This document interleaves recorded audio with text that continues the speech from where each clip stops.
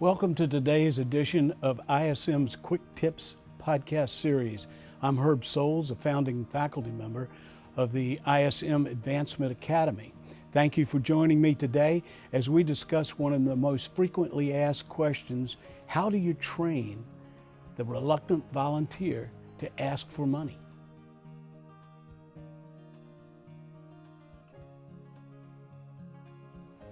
The key thing to remember when trying to train the reluctant volunteer is to convince them that it is not a single event. The asking for money is a series of events, a series of contacts. There are 4 basic levels of contact, and your volunteer can find a way to fit on any one of those particular ones that fits he or she better. The first one is the engagement or the information visit, when you're trying to inform the prospect what the project is all about and get them interested in it. The second level is the qualifying visit, in which it's just the reverse. That visit, you're trying to find out from them what they are interested in and not telling them what you're interested in.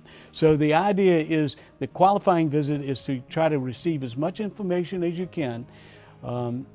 And then the third level, of course, is the actual solicitation. But by that time, you should know well what the person is interested in, and they should know well what you're interested in. So the actual solicitation could be the actual easiest part.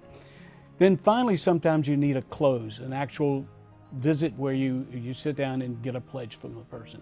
Sometimes people put that off and you need that 4th level. But in many cases, you can visit a person 2 or 3 times and include a couple of these levels at the same visit. But to be honest with you, the major gift, the larger the gift, the more times you will probably need to engage with them.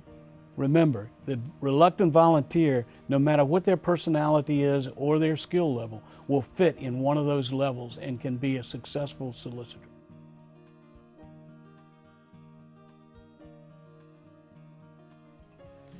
Often I've found that there are volunteers that are reluctant, or even professionals that are reluctant to ask for money because they don't want to be in a situation where they're beholden to the person in some way that would upset their relationship. And they can be very well used in the first 2 levels of contact, the information visit and the qualifying visit. And then leave the solicitation to someone else that's more adapted to that type of level. The first is an informative area, which the heads of schools are always great at because they know exactly what the project is and why it's needed.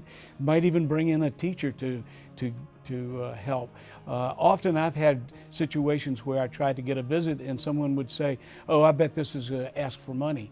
And I'm able to say, no, we want to just give you our perspective of why this project is important. And then the visit is much more comfortable. The second level, when you're trying to qualify someone, is also a similar situation when you're just trying to find out what that person is interested in.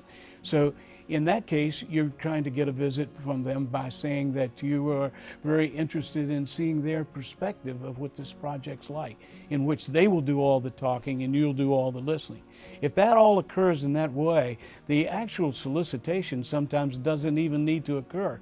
Sometimes I've found that at that qualifying visit, the person will simply look at you and say, "How do you want me to help?" And then you have to be ready to make the ask at that time. So remember, the successful fundraiser will always know the volunteer, know the prospect, and know what the mission is. Thank you for joining me today. Make sure to visit the isminc.com, and while you're there, check out our upcoming workshops, webinars, and stay connected to the latest from ISM by signing up for our free monthly newsletters.